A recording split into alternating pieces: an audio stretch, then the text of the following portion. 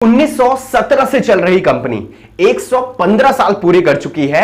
60,000 से ज्यादा retail store पूरे भारत में, 550 से ज्यादा फ्रेंचाइजीज, 600 करोड़ का रेवेन्यू ईयरली करने वाली, 60,000 से ज्यादा एम्प्लॉयज पूरे भारत में विस्तार कर रही है। ये ऐसी कंपनी की आज बात कर रहा हूं। आज बात करूंगा बैद्यनाथ की वर्सेस पतंजलि की। आज इस वीडियो में मैं किसी कंपनी के बारे में नहीं बात करूंगा। दोस्तों ध्यान से समझना, आज ही केस स्टडी के माध्यम से आपको समझाने वाला हूं कि कैसे आप अपने कॉम्पिटिटर को ध्वस्त कर सकते हैं। बिजनेस में अगर विजय प्राप्त करनी है तो सबसे पहला चीज कस्टमर की प्रॉब्लम को समझना, दूसरा अपने कॉम्पिटिटर से 10 कदम आगे निकल जाना। इतना स्पीड बिजनेस में कि कॉम्पिटिटर आपका मुकाबला ना कर पाए। कॉम्पिटिटर जब तक वहां तक सोचे आप 1000 कदम आगे निकल जाए। आज ऐसी ही केस स्टडी दूंगा। इस पूरी वीडियो में बताऊंगा ऐसे 5 पॉइंट्स जिन पर अगर आपने काम कर लिया या फिर जिनके कारण पतंजलि आज इंडिया में नंबर 1 पे है और 115 सालों से चल रही बैद्यनाथ को पतंजलि ने बहुत पीछे छोड़ दिया। हां जी, बहुत पीछे छोड़ दिया है। शुरू करते हैं फिलहाल आज की इस केस स्टडी के बारे में और समझते हैं क्यों बैद्यनाथ पीछे रह गया और पतंजलि आज इंडिया का नंबर 1 ब्रांड बनके उभर रहा है। सबसे पहले बात करते हैं कौन से 5 पॉइंट्स हैं जो कि आपके कॉम्पिटिटर को ध्वस्त करने में आपका हेल्प करेंगे। Product, marketing, vision, business model, company asset, ये पांचों पॉइंट पे आज दूंगा पूरी की पूरी केस स्टडी।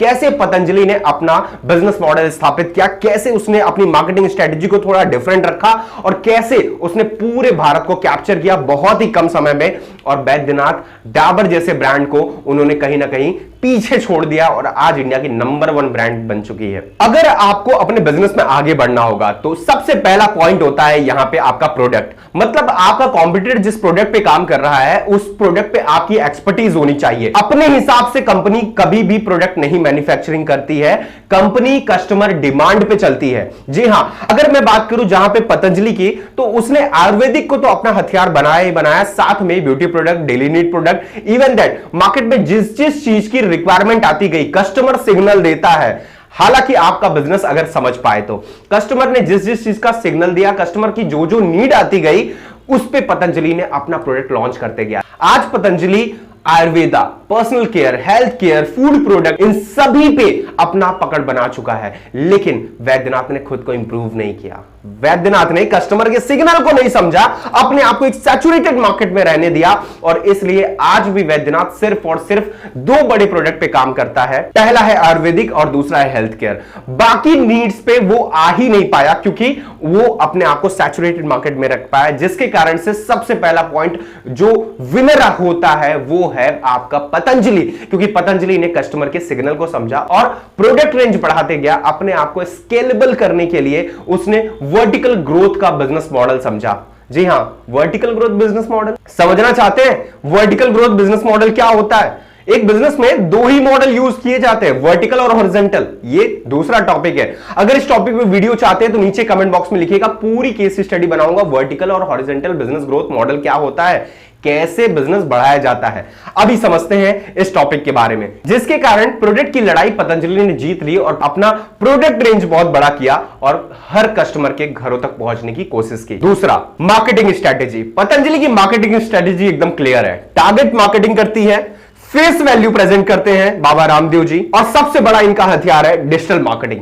ये तीनों स्ट्रेटेजी पतंजलि के कामयाबी का एक बड़ा राज है। जी हां, ये तीनों स्ट्रेटेजी के कारण पतंजलि आज इंडिया में नंबर 1 पे रैंक कर रहा है। यही अगर मैं बैद्यनाथ की बात करूं तो बैद्यनाथ आज भी ओल्ड मेडिकल सॉल्यूशंस प्रोवाइड कर रहा है। आज भी वो पेपर एड्स, टीवी एड्स पे काम कर रहा है। इवन दैट उसका कोई भी फेस वैल्यू नहीं है, मतलब उनके किसी भी फाउंडर का कोई फेस वैल्यू नहीं है, जिसके कारण अगर मार्केटिंग की भी बात करूं तो इस लड़ाई को भी पतंजलि ने जीत लिया है, क्योंकि वो आज की यूथ के हिसाब से, टेक्नोलॉजी के हिसाब से अपने आप को digital marketing, social media promotion, even that digital promotion पे भी लेके आ चुका है। ये सबसे दूसरा इंपॉर्टेंट कारण है कि अगर आप अपने कॉम्पिटिटर को बीट करना चाहते हैं तो उसका एक जो लैक पॉइंट है प्रमोशन का, वो आप कैप्चर करें।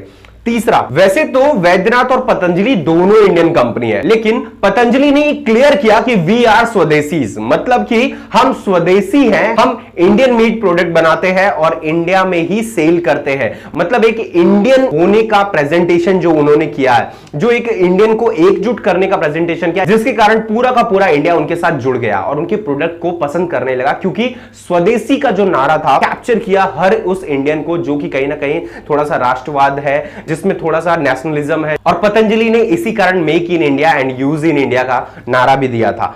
तो अगर आपने अपने साथ एक कम्युनिटी को ऐड किया, अपने विजन के साथ एक अपनी कम्युनिटी को ऐड किया, लाइक बहुत सारे आज ऐसे प्रोडक्ट रेंज है, बहुत सारे ऐसे फूड रेंज है जो कि अक्सर कम्युनिटी पे फोकस करती है, तो पतंजलि ने कहीं ना कहीं इसमें कम्युनिटी को फोकस किया, पूरे इंडिया को फोकस किया कि अगर आप इंडियन है तो आप हमारा प्रोडक्ट यूज कर सकते हैं। That is a clear vision of Patanjali. अगर यहीं पे बैद्यनाथ की बात करूं तो बैद्यनाथ का क्लियर नारा था care people from all disease through Ayurveda. यहां पे समझने की कोशिश कीजिएगा कि आपकी मार्केटिंग स्ट्रेटेजी या फिर आपका जो स्लोगन है वो क्या बोलता है, आपका जो विजन है क्या बोलता है। आपने सिर्फ डिजीज पे फोकस किया, आपने कंफर्ट पे फोकस नहीं किया, आपने एक प्रॉब्लम पे फोकस किया, अच्छी बात है, लेकिन प्रॉब्लम पे ज्यादा लोगों का ध्यान नहीं जाता, प्रॉब्लम लोग देखना पसंद नहीं करते। अगर मैं बोलूं कि आप कुछ ऐसा काम करो जिससे आपको बीमारी ना हो सकता है आप उस पर जाना ही पसंद ना करें, क्योंकि आपके सामने एक बीमारी आ गया, आपके सामने एक प्रॉब्लम आ गई।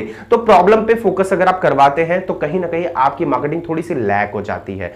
चौथा पॉइंट, पतंजलि के बिजनेस मॉडल में क्लियर दिखता है हमें कि वो लोकल फॉर वोकल है। उसने अवेयरनेस कैंप चलाए हैं, उसने योगा कैंप के जरिए अवेयरनेस का प्रोग्राम फैलाया है और हमेशा फार्मर्स की हेल्प करने के लिए अग्रसर हुआ है, जिसके कारण उसका बिजनेस मॉडल बहुत ही सॉफ्ट है। पतंजलि का एजेंडा कभी भी प्रोडक्ट बेचना नहीं था, प्रोडक्ट के लिए अवेयरनेस क्रिएट करना था, नीड क्रिएट करना था। अगर आपने बिजनेस में अपने प्रोडक्ट की नीड क्रिएट कर दी तो ऑटोमेटिक आपका बिजनेस ग्रो कर जाएगा। यही किया बाबा रामदेव जी ने।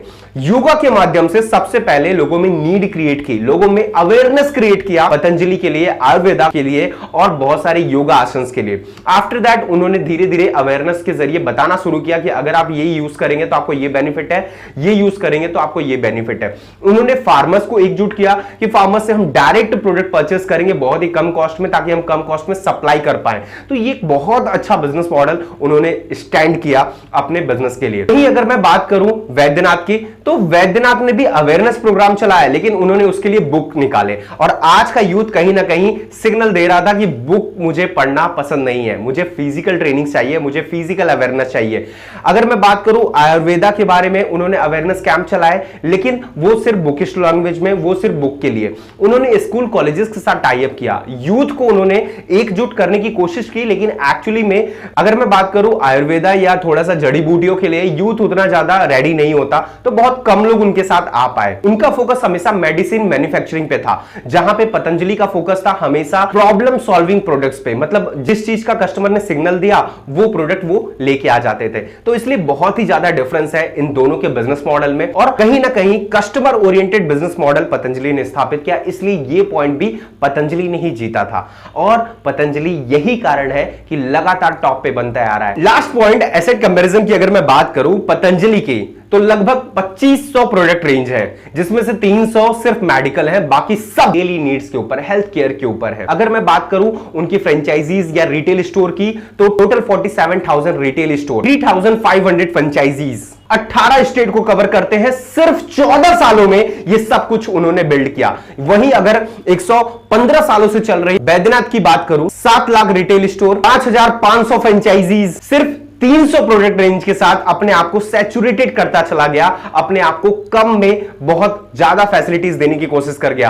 अगर आपने ऑनलाइन अपने आप को प्रेजेंट नहीं किया, अगर आपने अपने रिटेल स्टोर्स पे ज्यादा फोकस किया, अगर आपने अपने नेटवर्क सिस्टम पे ज्यादा फोकस किया, तो कहीं ना कहीं आप बिजनेस को स्केलेबल नहीं बना पाएंगे। आप सिर्फ और सिर्फ प्रोडक्शन और उसके मेंटेनेंस में ही फंस के रह जाएंगे। पतंजलि ने इसका जस्ट अपोजिट किया, ऑनलाइन सेल भी कर रहा है, ऑफलाइन भी सेल कर रहा है, इनके अपने डिस्ट्रीब्यूशन नेटवर्क से भी सेलिंग्स हो रही है।